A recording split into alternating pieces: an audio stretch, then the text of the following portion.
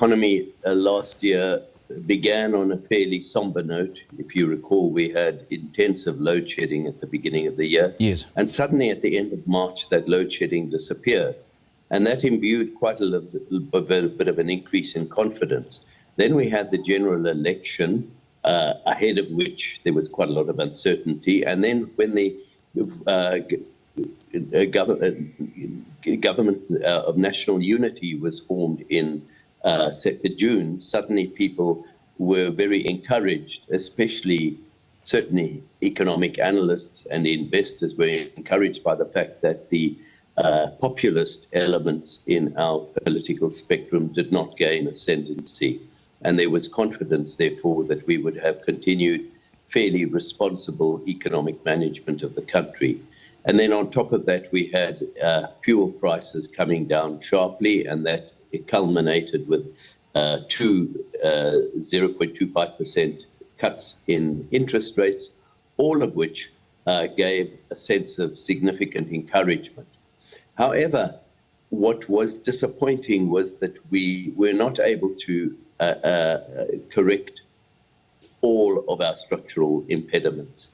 And the one very important one that still stood out later in the year was our inability to fix our ports and make them more efficient and get our railway system working again.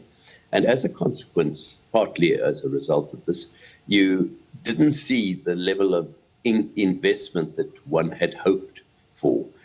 The hope now for 2025 is that maybe we were too optimistic in believing that we would suddenly see a massive spurt of investment straight away, and that investment takes time to decide upon, and that we will only begin to see that happening in 2025. And if that does happen, it's possible that we could have an upside surprise to economic growth this year.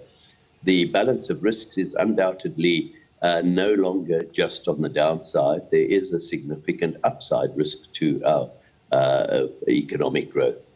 There was an additional boost given by the introduction of the two-pot retirement scheme in the beginning of September that allowed for pensioners to people with retirement funds to access a portion of that to go and spend or to repay their debt.